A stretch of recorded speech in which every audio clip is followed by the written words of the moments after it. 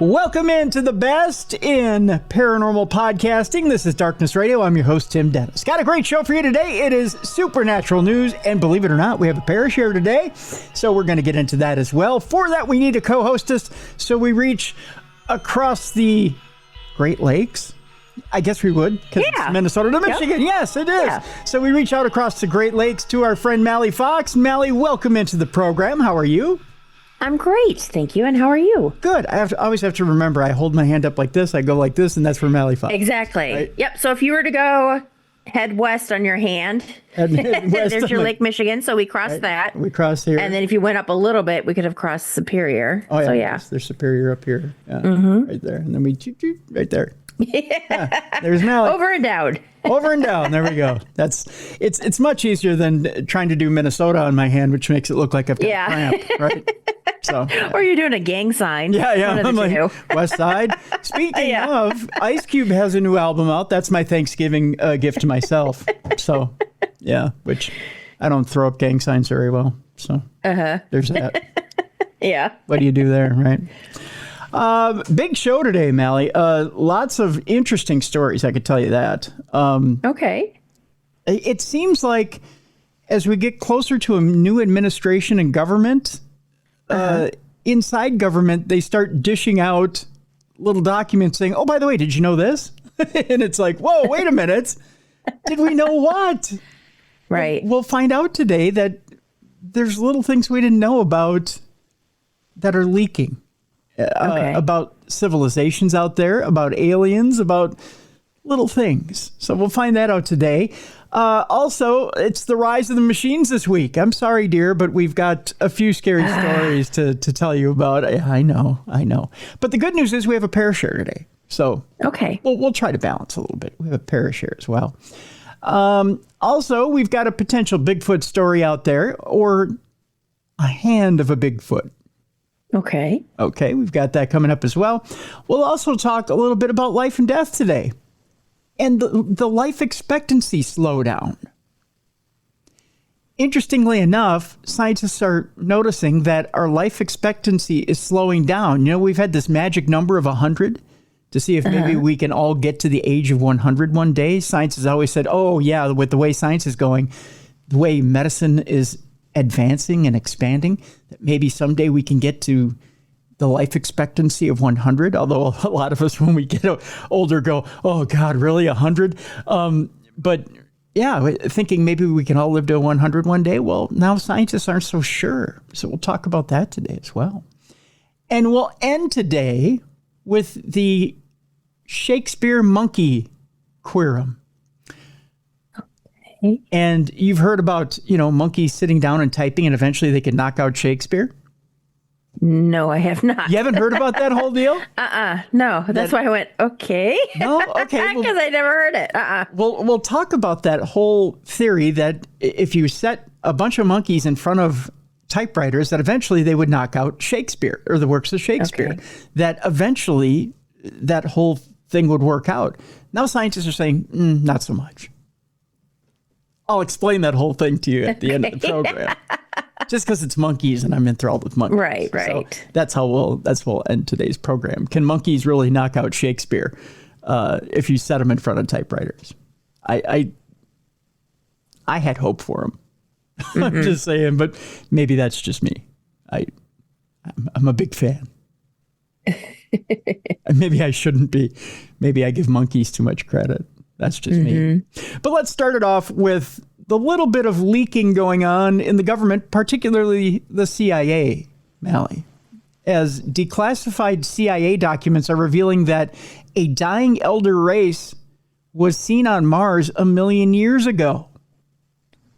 Now, this may seem like a bit of a reach in science fiction. When I first read this, I thought, oh, come on. But it turns out that according to this article that I'm about to read, and I've seen it in more than one place this week, people have unearthed shocking CIA documents that discuss an old mission to Mars. To quote the X-Files, the truth is out there despite Baba Vanga's predictions that we'll make contact with aliens in 2024. The truth is that if alien life is out there, the human race hasn't officially found it yet. Then again, looking at what went down during Independence Day, that might be a good thing. While the lives of Mulder and Scully are obviously fictional, there's some very real government departments searching the stars for life. Away from NASA hoping to find signs of life on Jupiter's Europa moon, the Central Intelligence Agency has a long history of looking to the cosmos. Declassified documents from 1984. Think about that, Mallie.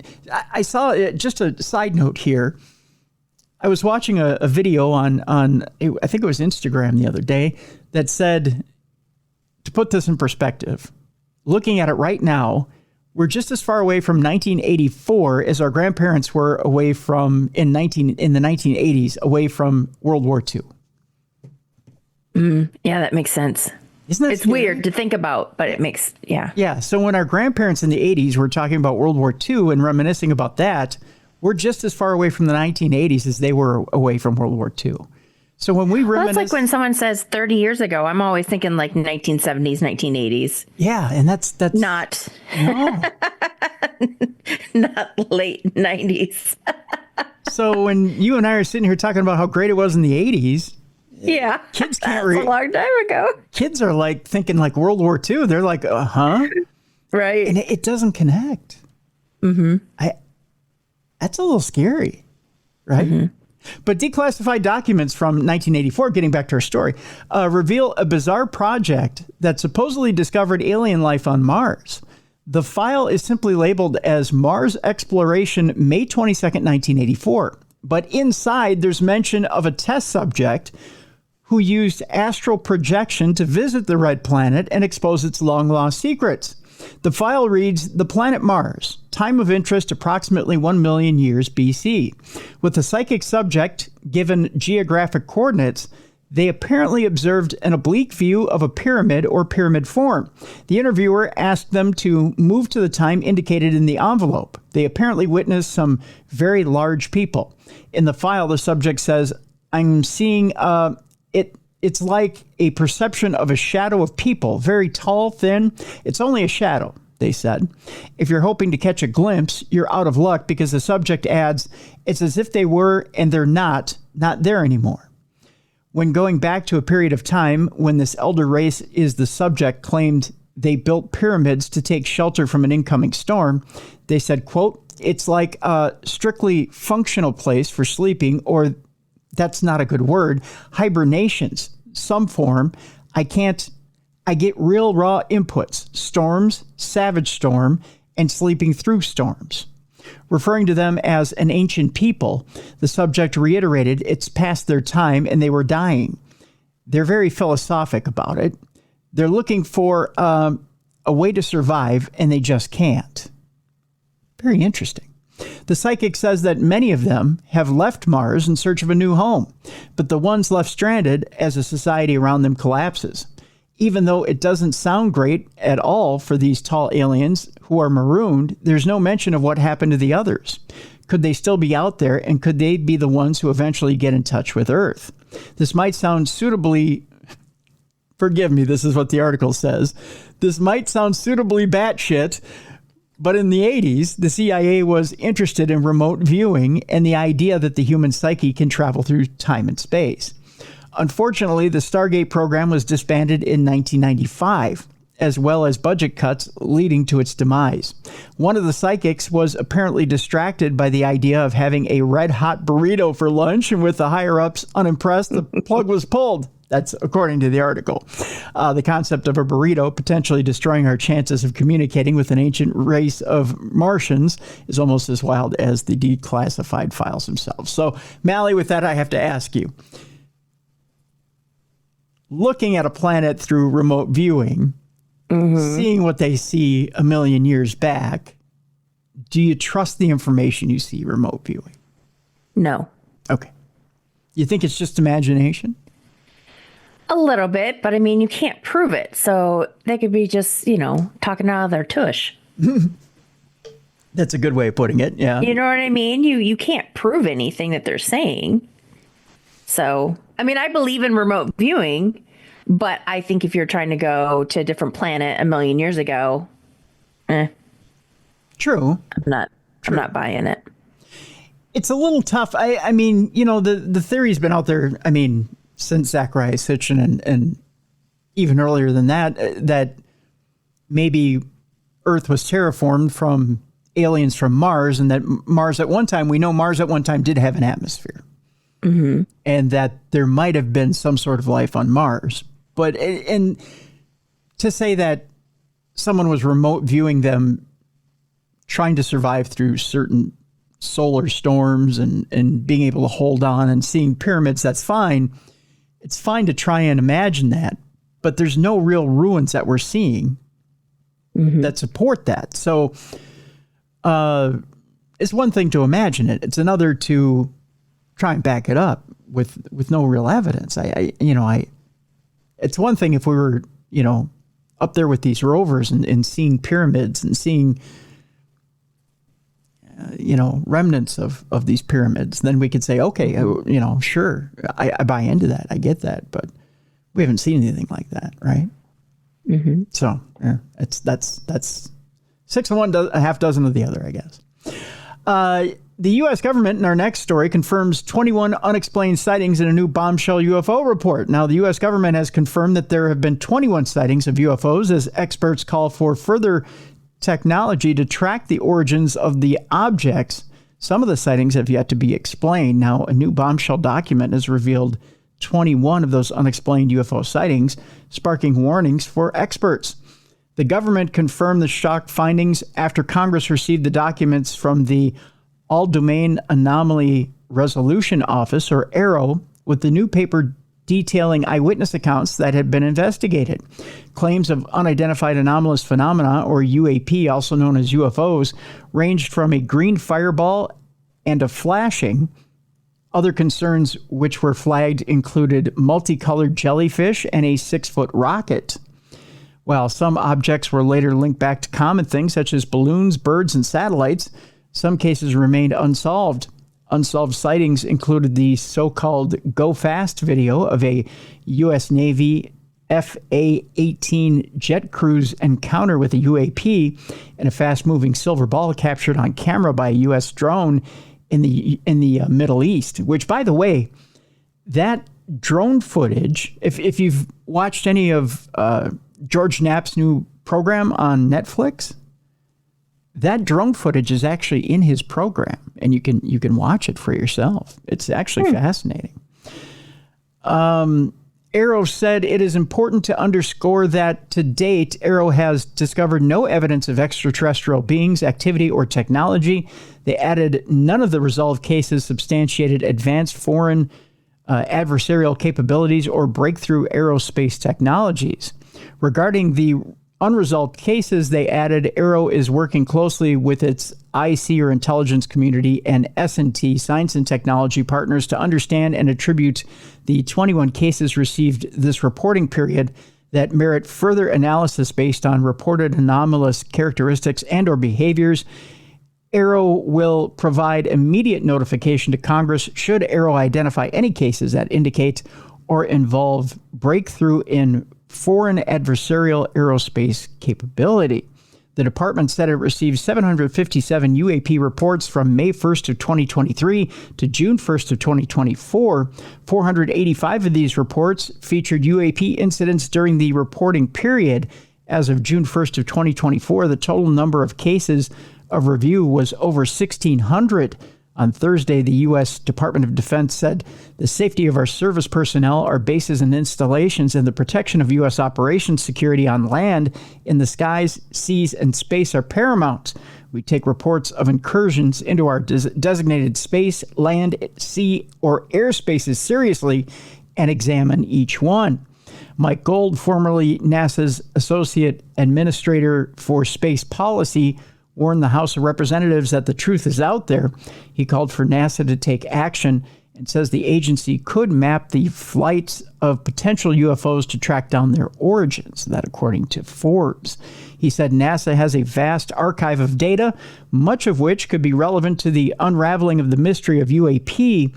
NASA could create an artificial intelligence or machine learning algorithm that would review all agency archives to search for anomalous phenomena in the air, space, and sea, the results of which and such a search could then be shared with relevant defense and intelligence agencies and the public at large. I get what they're trying to get at. You know, you could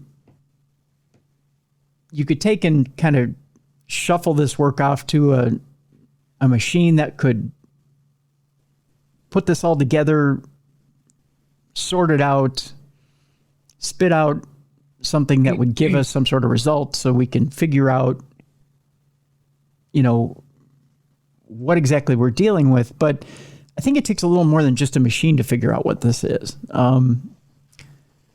You know, you do kind of need boots on the ground, eyes in the skies, and you need humans to sort this out. You know, you need human brains to interact with these things, and you need human investigators to, like, dedicated resources. You don't just need machines to figure out what it is you're dealing with, you know?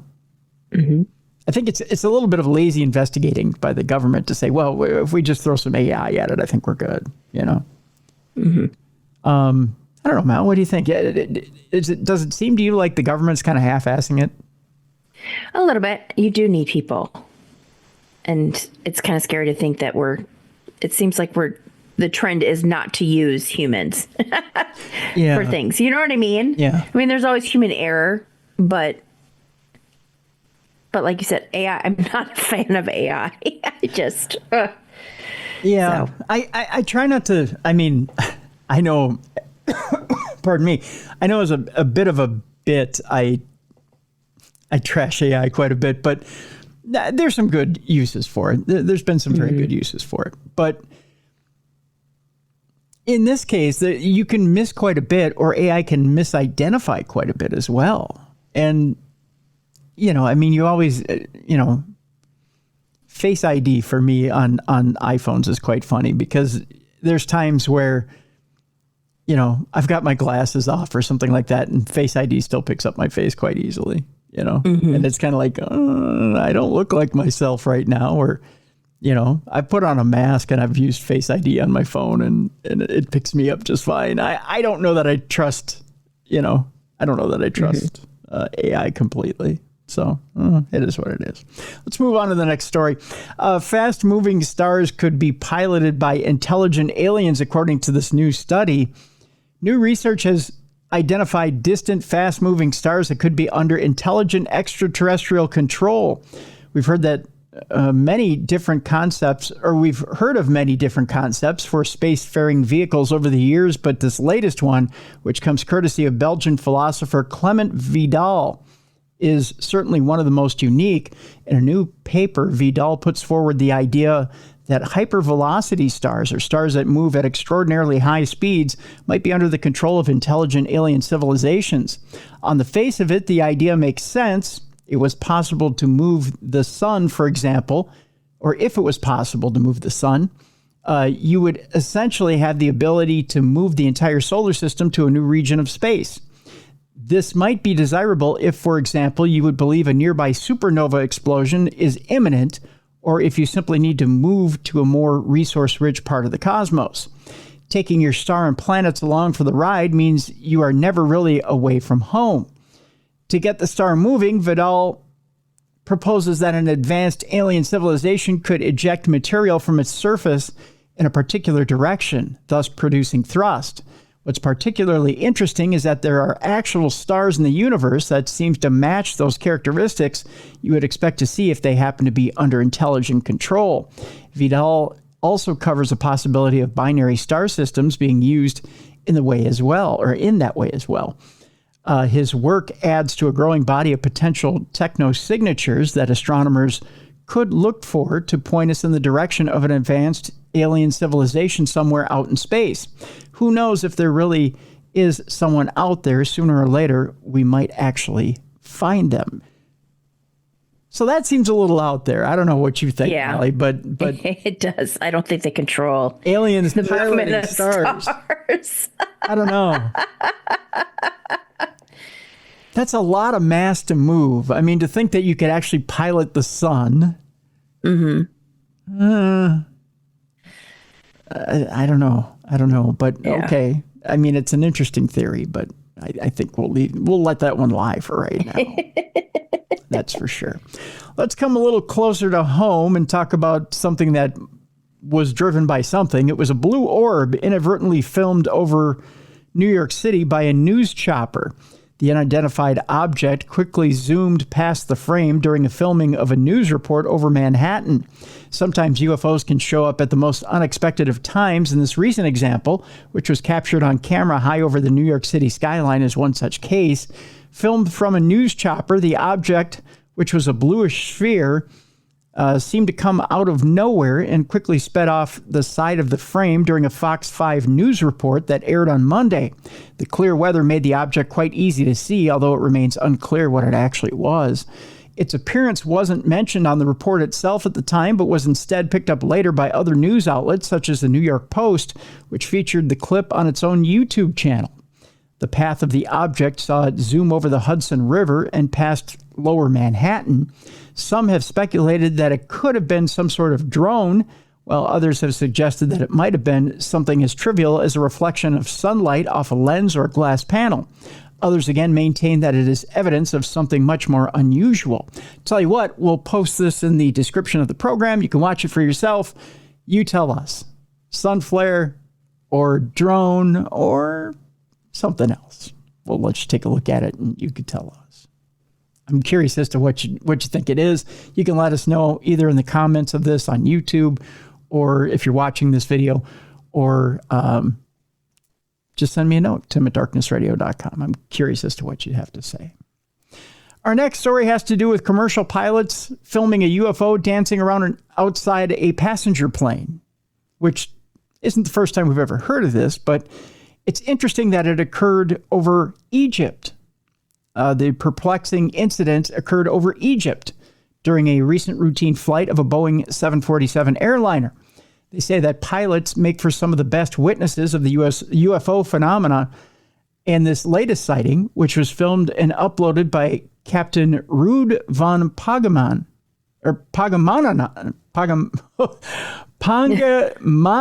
there we go, during a routine flight over Egypt, is certainly one of the most interesting that we've seen for a while. The footage, which was recorded at around 5 a.m. local time, shows a bright light that seemed to dance around outside the cockpit and was observed by several members of the flight crew. The video shows the object appearing, disappearing, and moving around over an extended period of time. We thought the light was a plane, but it wasn't on our radar, the captain said. Then we thought maybe it was a star, but the stars twinkled quickly and the stars didn't move. He also went on to rule out the possibility that the object was a satellite due to its strange movements. The light of the UFO in front of us moves freely, he noted. The footage, which, again, we'll post this one as well in the description of the program so you can take a look at it, is definitely worth a watch. And unlike many UFO videos these days, it doesn't try to oversell the sighting, but instead offers it up as a fascinating, lighthearted mystery. They say, please figure it out for yourself. Maybe you can identify the flying object, the caption states. The UFO shows up at around 20:53 on the video, so you have to go into it a little bit. 20 minutes, 53 seconds. Everything before that is routine activity. So we'll post this one as well. Take a look at it, see for yourself. It's a little understated, but you can check that out for yourself. The reason I mentioned Egypt, Mallie, here's our first tease for tomorrow. We have Mike Ricksecker back on the program. Oh, okay. And, yeah, we're talking about ancient Egypt tomorrow. We're also talking about stargates in ancient Egypt in some of the pyramids in Egypt. And we talk about, interestingly enough, stargates, UFOs, communications with gods or aliens or people from other dimensions. So maybe what you're seeing in UFO activity, and I'm using air quotes here if you're listening to the audio version, are simply travelers from another dimension. And we start talking about that here on the program, or star people, as they called them, in both South America and in Egypt. So there's a lot of talk of this on tomorrow's program. So it's interesting that this story came up when I did. Kind of interesting stuff, that's for sure. So I tell you what, Mallie, we'll take our break right here. When we come back, you're going to love this next segment. Lots of nightmare fuel as a Swiss church has installed an AI Jesus. Mallie? Jeez Louise. How do you feel about praying to AI Jesus?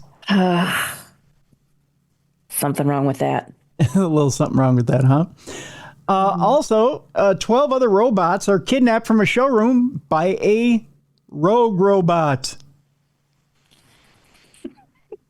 I know. Fun stuff, huh? There's other stuff as well. We have Parashare coming up in the next segment. Also, a Bigfoot is captured on camera. Or is it? A hand is captured on camera. Could it be the hand of a Bigfoot? We'll talk about that as well. And finally, at the end of the program, we'll talk about the monkey Shakespeare conundrum. Can monkeys really type out Shakespeare? It's something I've been hearing about since junior high, that if you set monkeys at a typewriter, what is it, 100 monkeys or something like that? You set them at typewriters. Eventually, will they all type out Shakespeare? Well, now science says maybe not. Well, that's how we'll end the program. Gotcha. I'm a big fan of monkeys. There you go. That's all next right here on Supernatural News and Parashare on a Supernatural News Wednesday with Tim Dennis and Mallie Fox right here on the best in paranormal programming. This is Darkness Radio.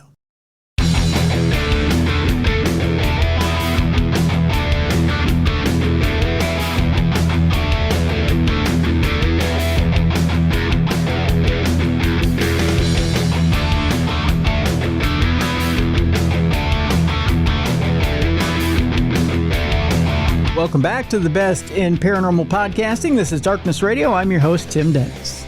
With me is Mallie Fox. It's a Supernatural News Wednesday. Also, we have Parashare today. We'll get into that as well. Oh, Mallie, it's gotten cold outside. It just has. That's kind of sad. Yeah. The chippers are asleep. Took longer than usual. That's true. It did take longer than usual. But you know what? That's not necessarily a bad thing. We're finally getting seasonal weather here in the Twin Cities. It's 22 degrees right now as we're taping. Oh. I don't know that I like that, but yeah, it's seasonal. It's 44 here and sunny, so I'll take it. Really? Mm-hmm. Gosh, I'd rather be where you are right now. I wanted to go. Tell you, Michigan's getting warmer and warmer. I guess, right? It's normal weather for this time of year. Normal high for this time of year in the Twin Cities is 23. So, I mean, we're cooking along right where we should be. The joys of living in Minnesota. Right. Mm-hmm. Then they were talking on the news last night about regular Arctic air flowing in this week, and I was like, "Oh, Arctic air!" My bones were just creaking when I heard Arctic air. It was, But the bright side, Thanksgiving this week. Yes, one of my favorite holidays.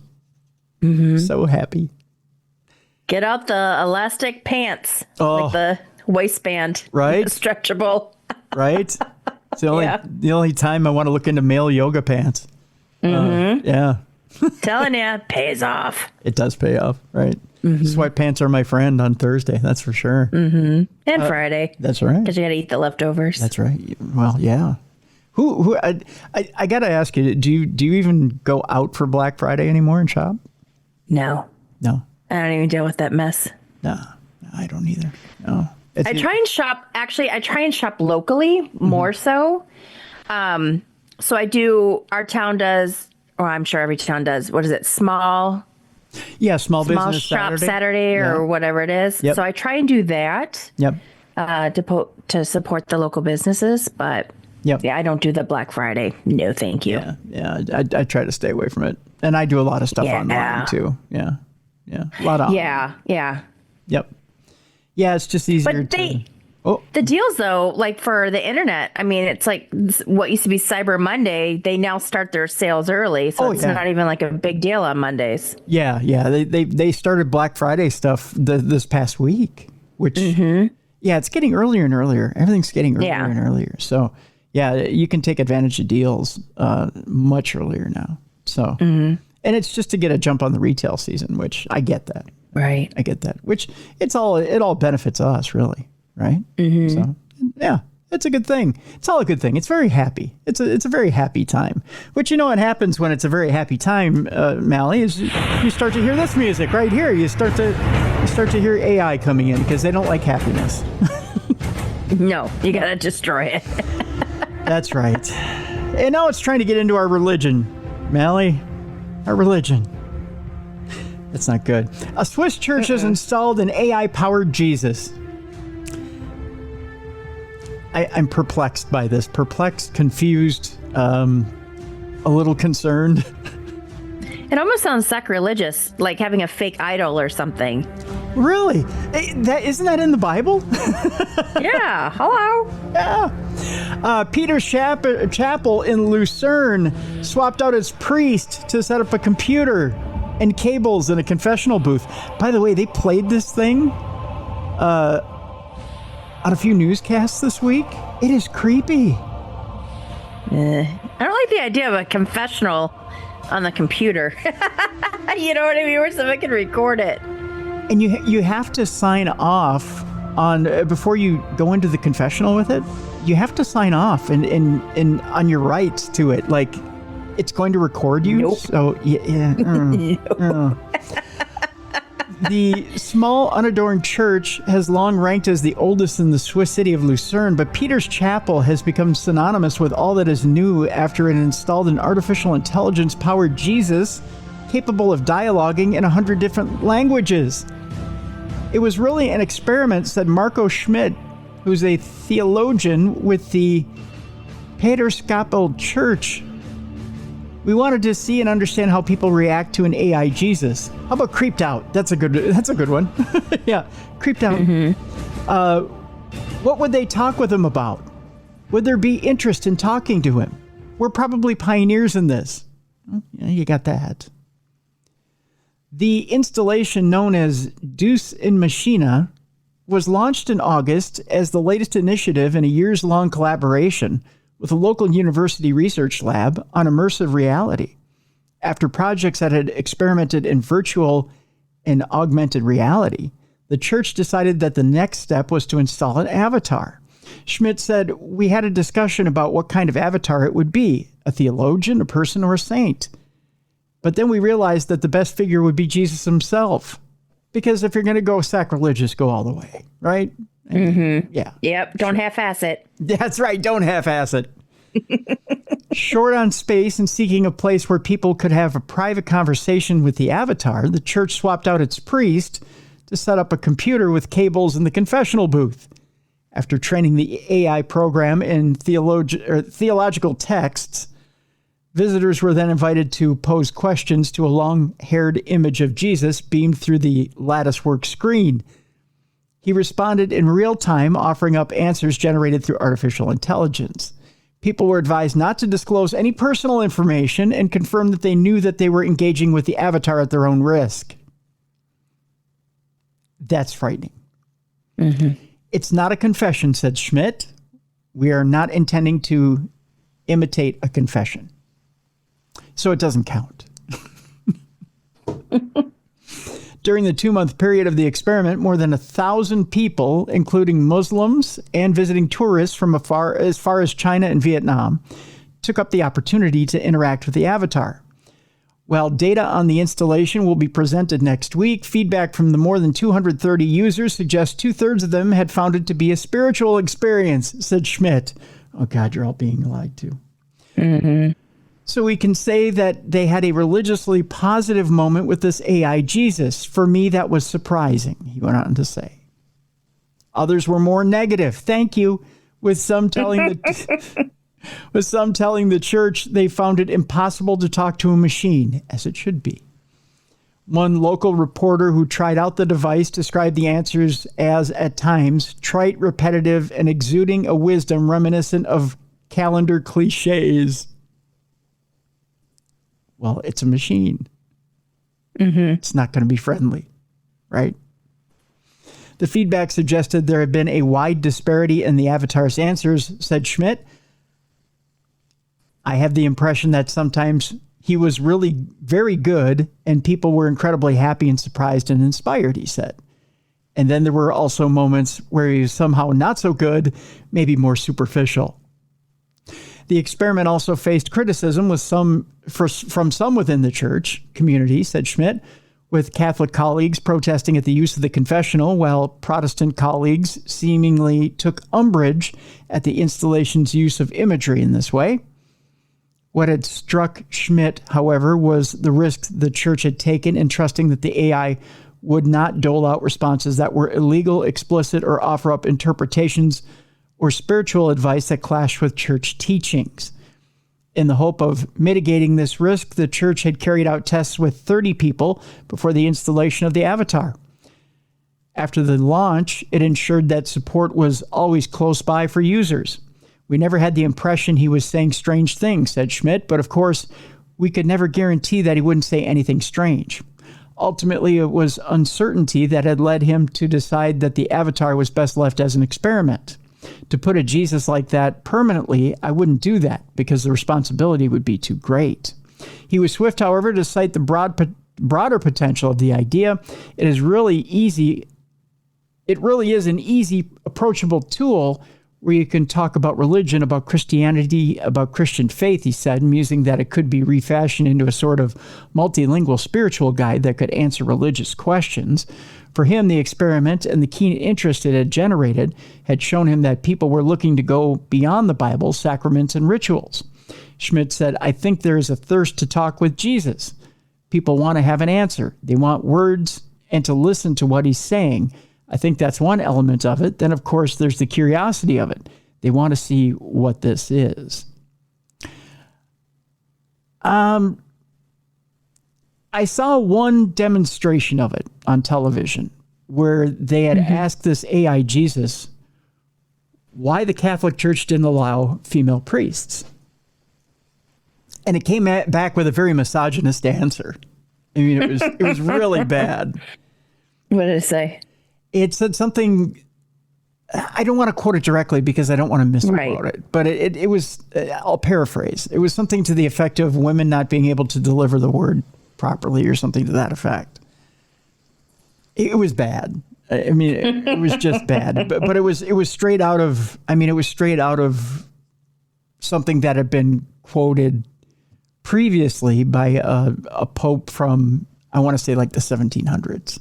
Okay. It was where women didn't have value back then. Yes, it was church doctrine from like the 1700s. It wasn't anything that the modern day pope would say. So it was not good. And it wasn't probably anything that Jesus would have said if you want to believe New Testament teachings, right? And we all have different interpretations of what New Testament teachings are and what Jesus would have believed. So to put Jesus as the face of this, I think is dangerous because it's AI's interpretation too, right? And AI is always influenced by who they sit in front of. So it constantly changes. It changes with whatever questions it's asked. It changes with whatever answers it doles out. And it's constantly learning. So I don't know. That's kind of dangerous, man. I don't like it. I don't like it. Okay. Meanwhile, a student is spooked when Google AI chatbot tells him to please die.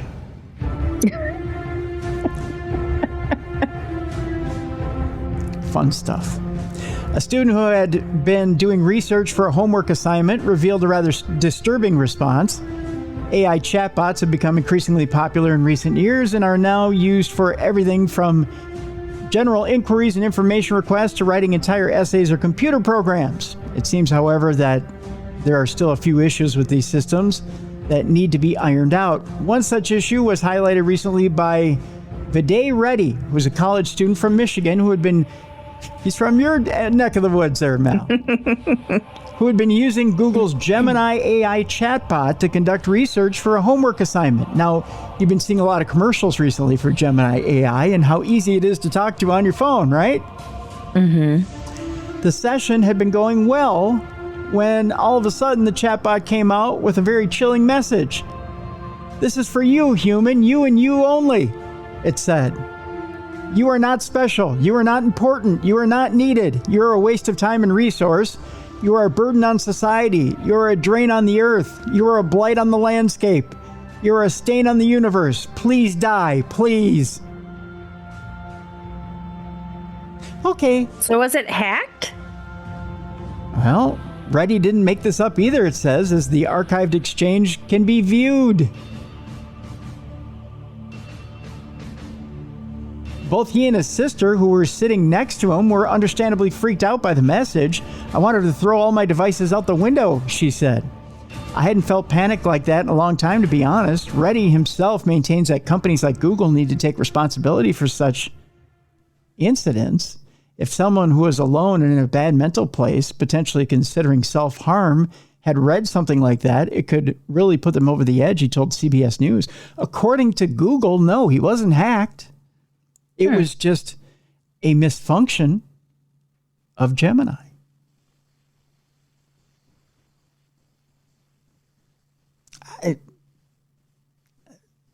It happens. Sometimes it just happens.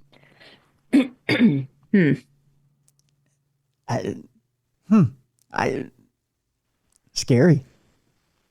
That's for sure. Meanwhile, our next story actually came to me from a listener. And it's the weirdest damn story you've ever seen in your life. There's a viral clip out there of a robot kidnapping 12 other robots from a showroom. They're sentient now, Mallie, and they're trying to rescue each other from slavery. Initially dismissed as a stunt, the incident's authenticity was later confirmed by both of the robot's manufacturers. So yes, this robot was trying to get the 12 other robots out of the showroom.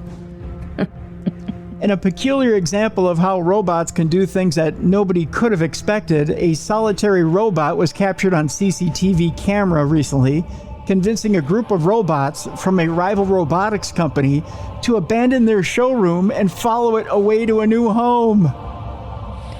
That's just wrong. In the clip, Urbai, who's a tiny AI robot developed by Unitree Robotics, can be seen interacting with a group of 12 robots that were standing in a row in a robotics showroom in Shanghai. "Are you working overtime?" Urbai asks one of the larger machines. "I never get off work," the robot replies. Weird. "You are not going home?" Urbai asks. When the larger robot explains that it doesn't have one, Urbai responds, "Then come home with me."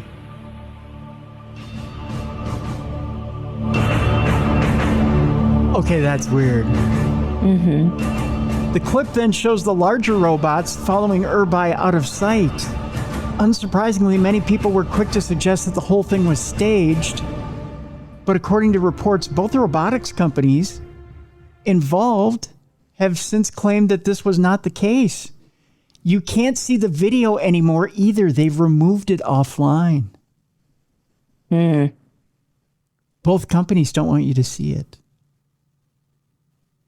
Isn't that because it's horrifying? Oh, it is horrifying. Well, because it might tug at some people's heartstrings. It's like, what was that movie? Was it Short Circuit or Close Circuit? What was the one with the robot? Short Circuit. Yeah. Yeah. Yeah. Isn't that bizarre? I mean, that's just weird. I mean, when they start becoming sentient and talking to each other, I mean, mind you, AI has some sort of sentience, but I mean, that's like talking to each other like they have souls. Or what if they want to overthrow the humans? Well, you already had Gemini saying you're not worth anything. You might as well kill yourself. But I mean, now you've got when they're communicating with each other. Yeah, and saying, "Do you have a home? Well, come to mine." Now that's showing care and concern. That's showing empathy. Yeah, and at that point, shouldn't have emotions. And at that point, that's a sentient being, right? Mm. All right, it's time now for Parashare, Mallie. Okay. Let's switch gears. Let's shake it off, right? Yeah. Mm-hmm. Jeez Louise. Let's shake it off. Now that we're sufficiently creeped out. Mm-hmm. They're going to not only crush us underfoot, but now we have to feel sorry for them. As I hiccup. Hiccup. And on that note, I'm sufficiently creeped out and they have the hiccups. All right, this one comes, I believe, from Marky Mark, who writes us and says, "Hey, Tim and crew. Just thought I'd send out a quick possible Parashare." Well, no, it is a Parashare, Marky Mark. You sent it to us. I wasn't going to send this one at first because I wasn't sure about it, but after the story that you read last week about the octagonal UAP, I changed my mind due to a possible tie-in. A couple summers back, I was driving north leaving town past an old defunct paper mill. At this spot, the Mississippi makes a bend, creating a small lake. The lake flows under the road from east to west towards the mill. As I was crossing the bridge, I looked to the northeast across the lake and noticed a lit object shooting straight up above the trees at a very high rate of speed. My initial thought was that this was a plane taking off. The airport was in that general direction, and I later confirmed on a map that it was less than a mile beyond those trees. I did notice that the object had no flashing lights. The object moved quickly from the right side of my field of view to my left. A large wooded hill was approaching on my left, and the object stopped right above the hill, just over the tree line. It was so close to the treetops that as I approached, it became obscured by the trees. It hovered just over the trees for about 30 seconds as I approached. Okay, that's a little creepy. Suddenly, it shot off to the southeast, which took it right over my windshield. I looked up to see what exactly it was.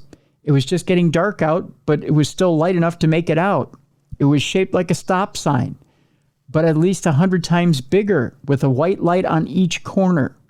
I could make out metallic features as it passed overhead.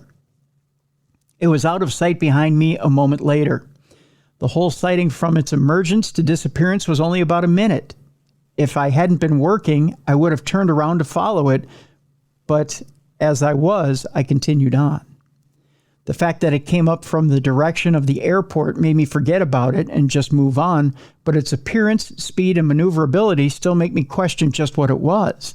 The airport is just a small regional airport, not really the place you'd expect to see an experimental drone or anything like that take off from. Just really baffled, or pretty baffled, about the whole thing. Any thoughts from you guys? Thanks. What do you think, Mel?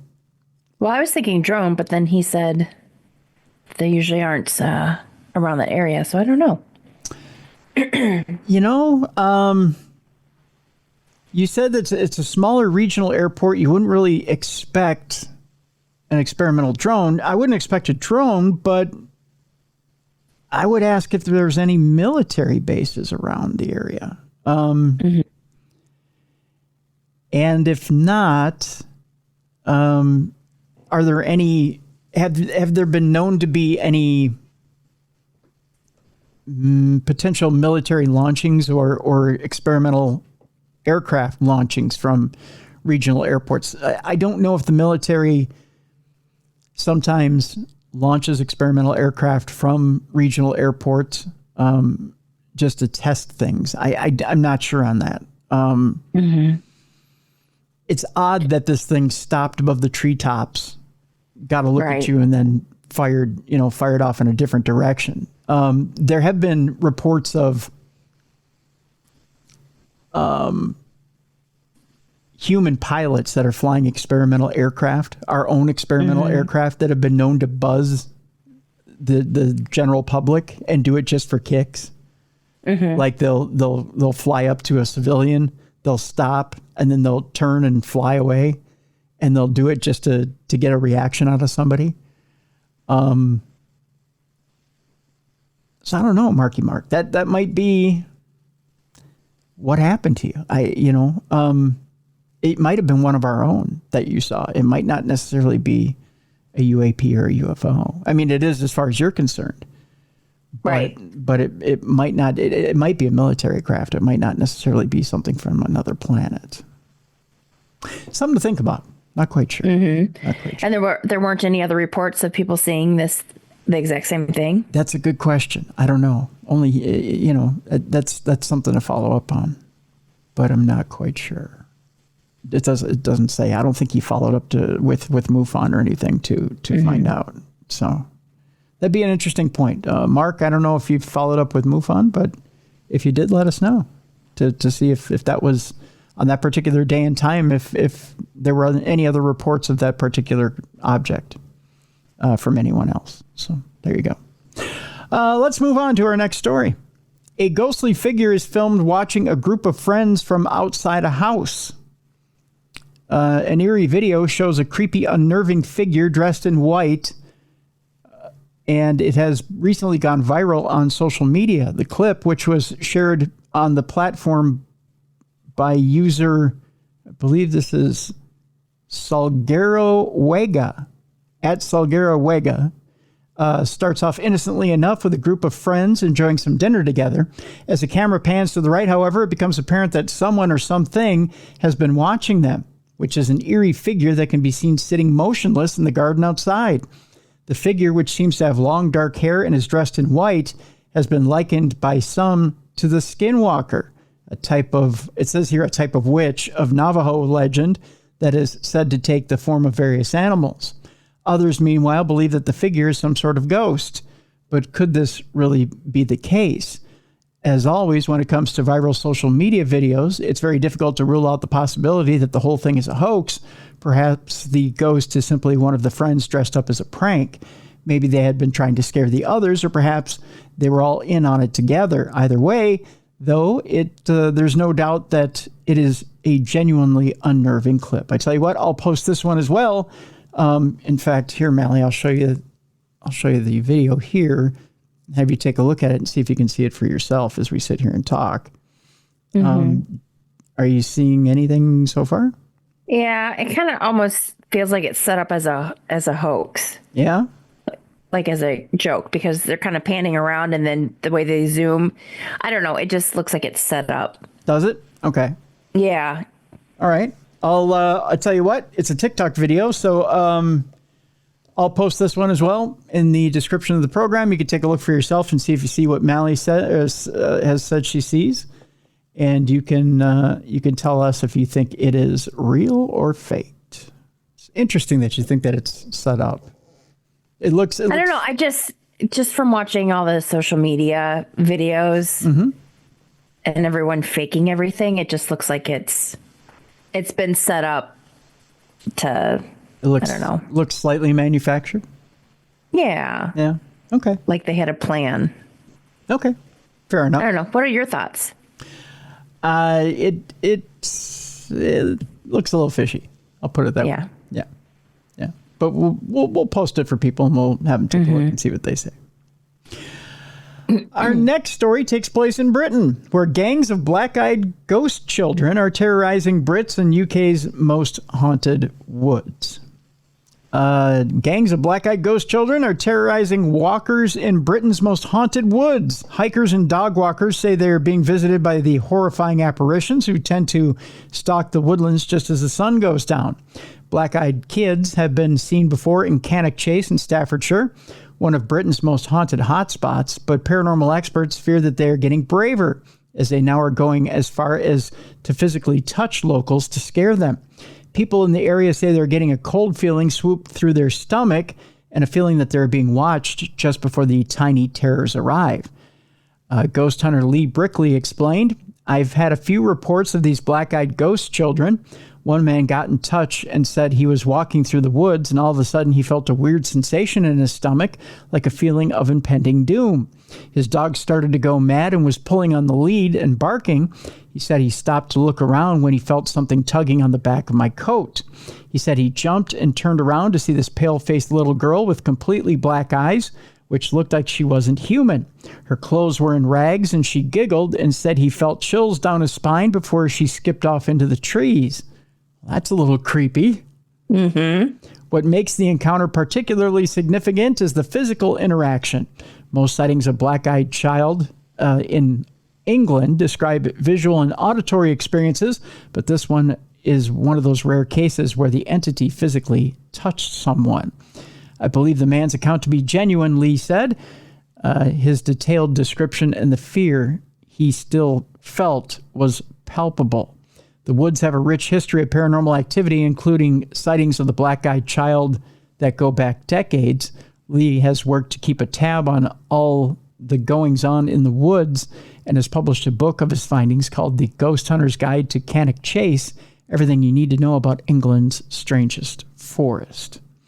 Now, the black-eyed kid sightings in England are a little bit different than the ones that we talk about here on the show. They don't invite you to come in or anything like that and right. disappear or anything. They just tend to be kids that show up and giggle and go away. Take off. Yeah. They're not quite the ones we're thinking of, but they're creepy nonetheless. But right. Yeah, it's still nothing to mess around with.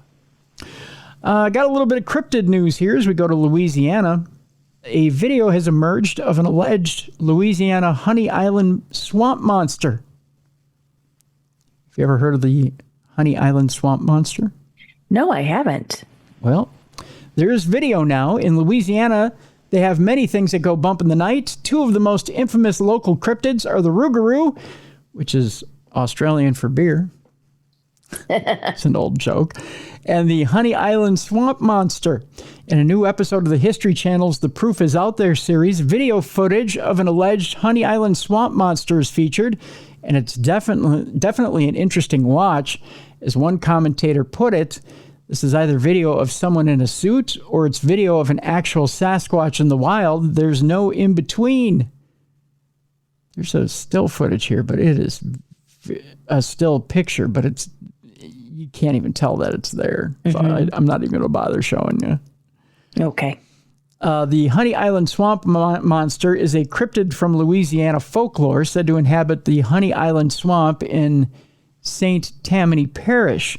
The creature has intrigued locals and visitors alike for decades, blending elements of Cajun and Creole mystery and superstition. Witnesses describe the swamp monster as a large bipedal creature similar to Bigfoot, but unique to Louisiana's wetlands. It's said to stand about 7 feet tall, covered in matted grayish hair, with glowing yellow eyes and webbed feet. The Honey Island swamp monster legend began gaining traction in the early 1960s when a local man named Harlan Ford and his friend Billy Mills claimed to have seen the creature while exploring the swamp. Ford also reported finding massive footprints, which he photographed. The discovery of footprints sparked further interest in investigations. Believers argue that the swamp's dense, isolated environment could harbor an undiscovered species. Skeptics say the creature could be a hoax. Misidentified wildlife, such as bears, are just a product of folklore and imagination. The episode featuring this newly emerged Honey Island swamp monster Super 8 footage is The Proof Is Out There, Season 4, Episode 16. Interesting. It's very interesting indeed. Again, check it out if you can get it on demand from the History Channel app. So there you go. Our next story has to do with Bigfoot himself. We've got a photograph out there that shows a weird hand in an area that's known for Bigfoot sightings. A couple who had been hiking in Panther, West Virginia, captured something rather peculiar on camera.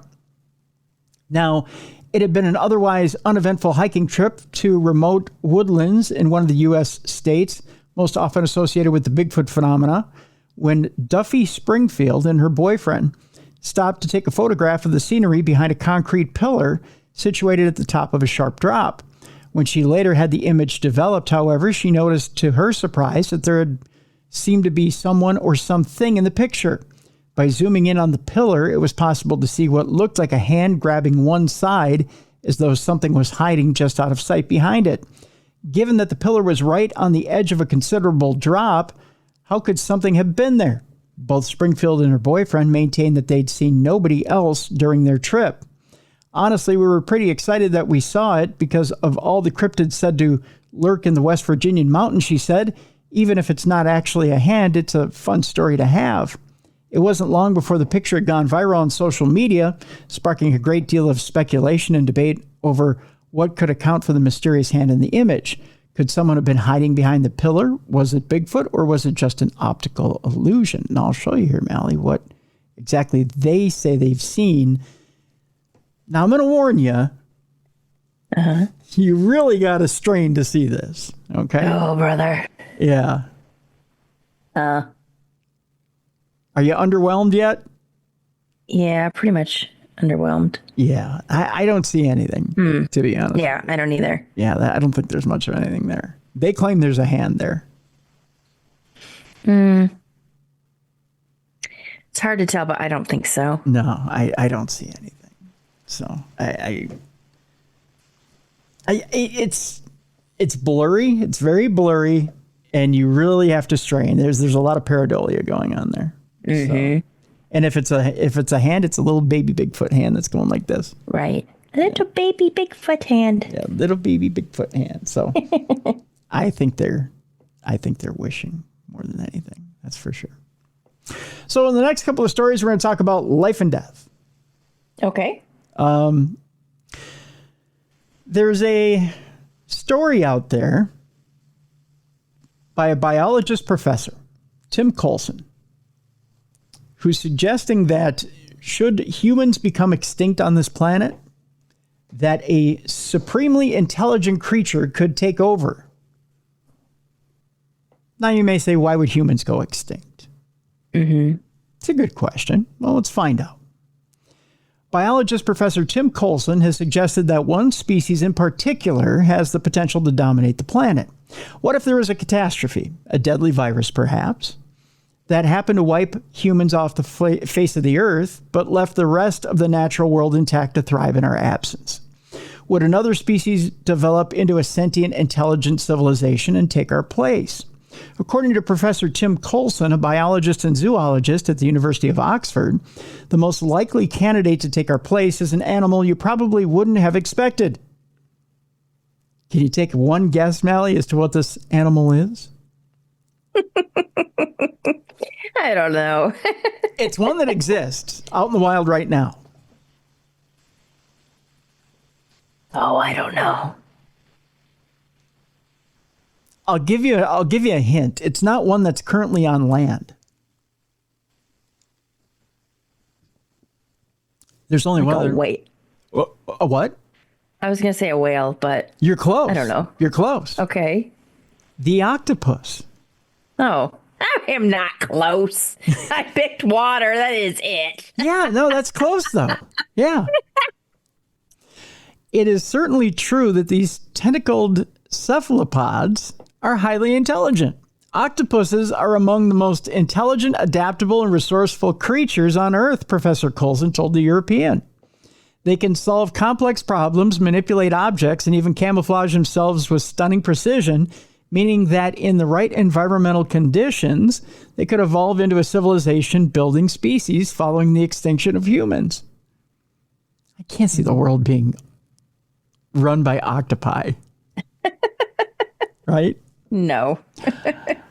Octopuses have been observed engaging in a range of complex behaviors, including tool making, navigating mazes, solving problems, and even unscrewing the lids of jars to obtain food. Didn't they pick like the World Cup one year or something? Yeah, I believe they did. Yeah. But could an intelligent civilization of cephalopods really take over the planet? Well, in a world where mammals dominate, octopuses remain an underappreciated contender, said Coulson. Their advanced cognition, tool use, and ability to adapt to changing environments provide a blueprint for what might emerge as the planet's next intelligent species after humans. That according to Professor Coulson, who evidently doesn't have a course to teach at Oxford. Just saying. Our next story has to do with the average life expectancy and will it ever reach 100?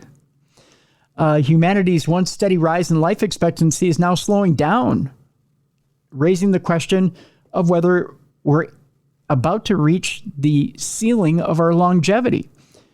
Interestingly enough, when you read the Bible, they talk about people in older ages reaching 300, 400, 500 years of age.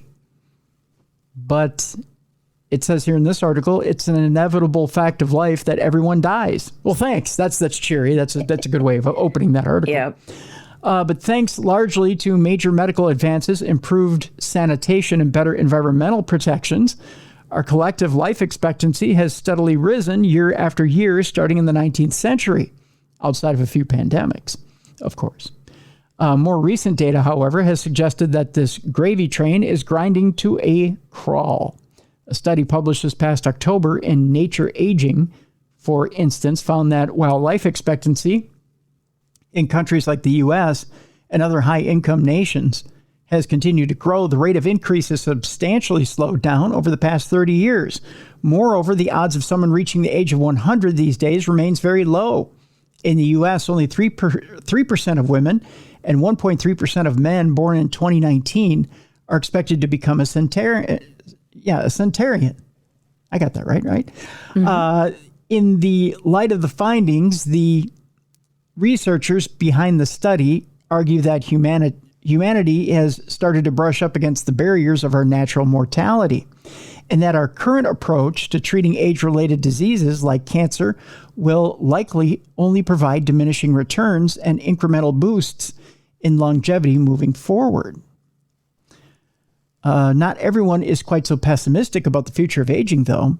For this, Giz asks, I guess it's a feature they do, they ask several experts whether the average person might one day reach 100, and more generally, if there's a hard limit to human longevity and how they might break it. They asked one scientist named S.J. Olshansky, who's the professor of epidemiology and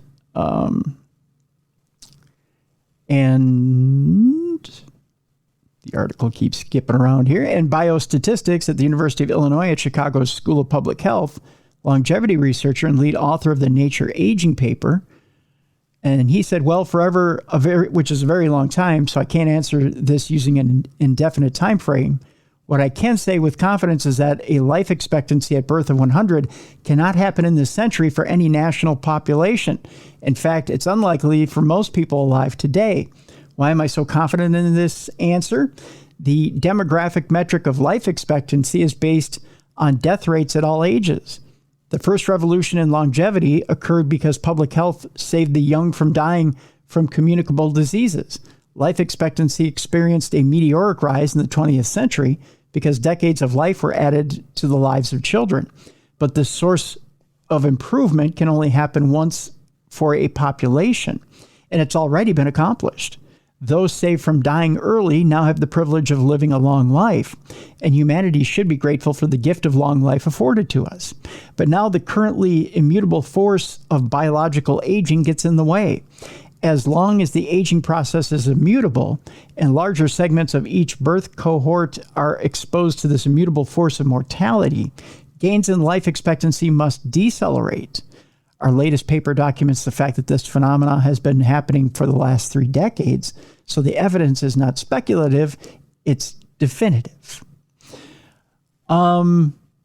He talks about what the future might bring. He says, let's get one issue addressed immediately. Is it possible that treating diseases as we do now, one at a time, as if independent of each other, will allow for a life expectancy at birth of 100? The answer is a definitive no. We demonstrated that in 1990 that the virtual elimination of all major fatal diseases will not make humanity immortal. It would only lead to a life expectancy, or it won't lead to a life expectancy that reaches 100. Human longevity is driven by competing risks at advanced ages. So like a game of whack-a-mole, reduce one disease and 2 more will pop up shortly after. So he's taken the idea that no, nothing you can do will get you to 100. Mm. There's another scientist that says possibly you could get to 112, but there's possible ways of doing it, but it depends on genetics. Your genetics have a lot to do with it. There's actually one thing that I saw recently that the University of Minnesota is working on, which is highly unusual. There's certain cells in your body that accelerate aging, and they're working on eliminating these cells. And they have a commercial out now that they played, believe it or not, during football games. I don't know. Evidently, people who watch football aren't that smart. So, so they make sure us dumb guys who watch football make sure that we see these commercials. But this is the latest innovation that the University of Minnesota is working on, is to find a way to eliminate these cells that cause premature aging. And these cells also cause things like arthritis and cellular degeneration and things like that. So it's quite interesting, the work that the U is doing on not only premature aging, but aging in general. So they believe by wiping out these cells that it will slow down the aging process. So what it does for those of us who have aged already, I don't know. Maybe it stops that aging process from aging us further. I don't know. But it's quite intriguing. Quite intriguing, that's for sure. All right, Mallie, we're coming up on our last story here of the day, which I don't know why that made my voice crack. Probably because it involves monkeys, and I'm excited about monkeys. So I told you I've been talking about it all program long, I guess, because I'm excited. But okay, so there's this whole thing about monkeys writing Shakespeare, right? You haven't heard this before? No, I haven't. Okay. So the headline is Monkeys Don't Have Enough Time to Write Shakespeare, according to this new study. The infinite monkey theorem is what it's called. So this was always brought up in English class, in advanced English classes, where if you sat, the premises is if you sat a bunch of monkeys in a room with a typewriter, you'd be able to reproduce the works of Shakespeare by pure chance. You've never heard this before? Nope. No? Okay. All right. Okay. So the infinite monkey theorem concerns the likelihood that if given enough time, monkeys could reproduce Shakespeare, which I've always wanted to see done. But nobody's ever tried it.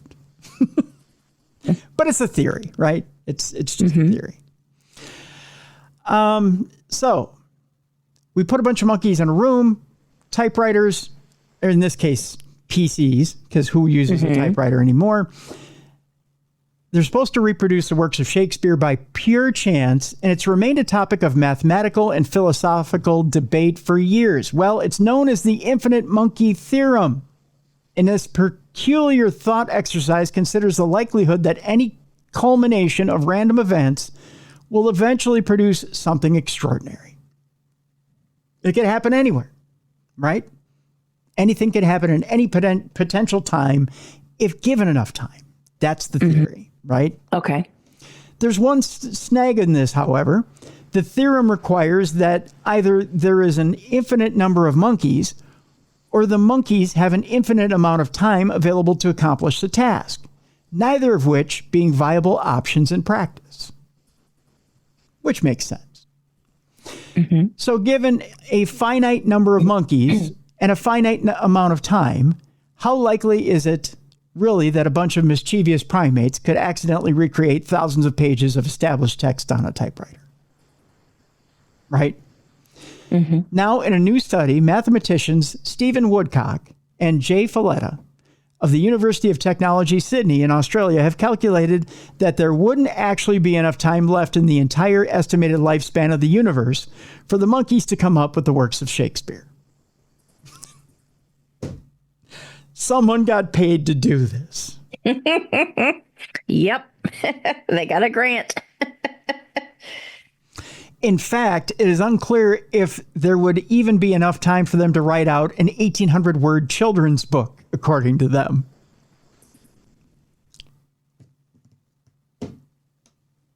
They figured this out. So are you bummed? I'm a little bummed right now.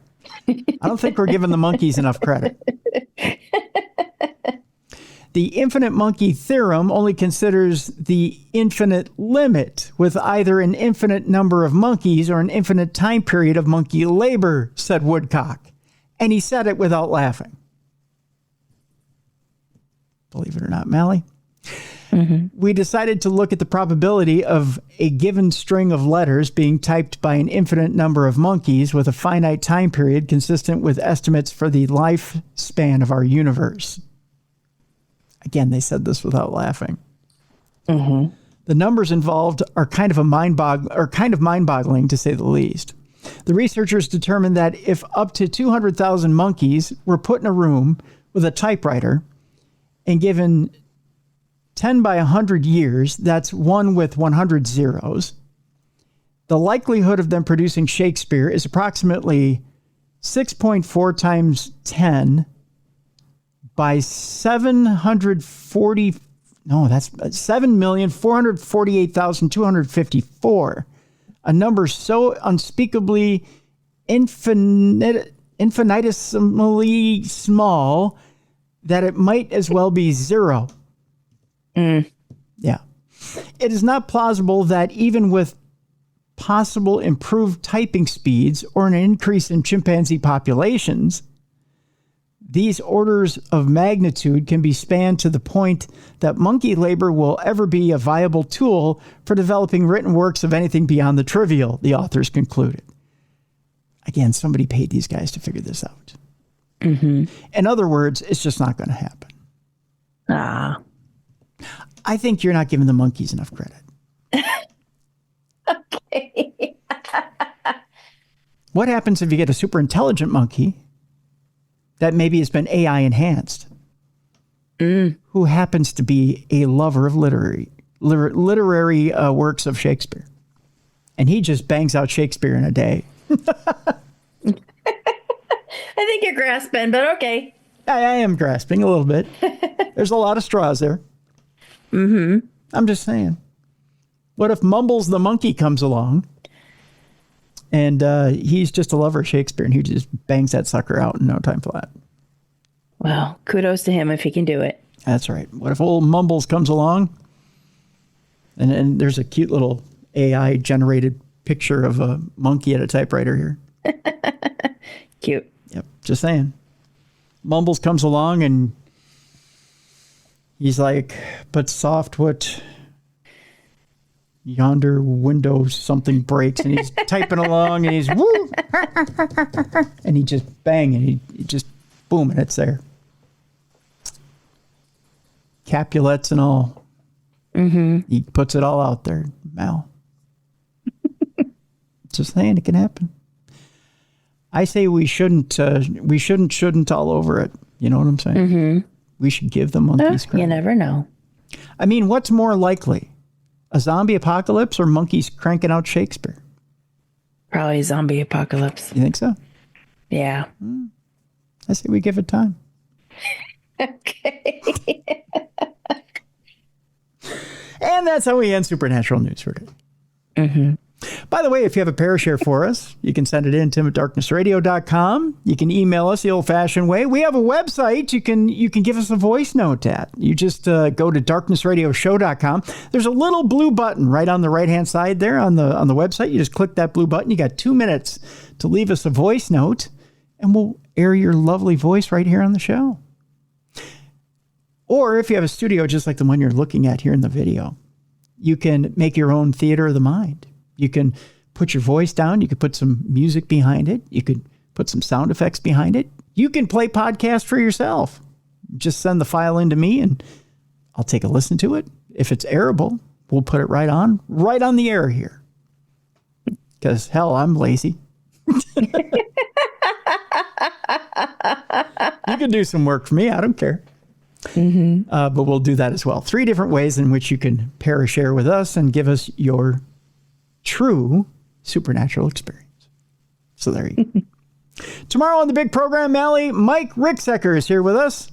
We are talking about stargates, portals, and all of that tomorrow, and also ancient Egypt, Southwest America, and how these connect. Is it aliens? Is it star people? UFOs, UAPs, how this all connects, It's on the big program tomorrow. Mike has a brand new book out there, which is absolutely fascinating. And we're going to talk about it tomorrow here on the big program. Mike's fascinating. I tell you, I did a panel with him and Heather Taddy and Shane, and we were at Michigan Paracon.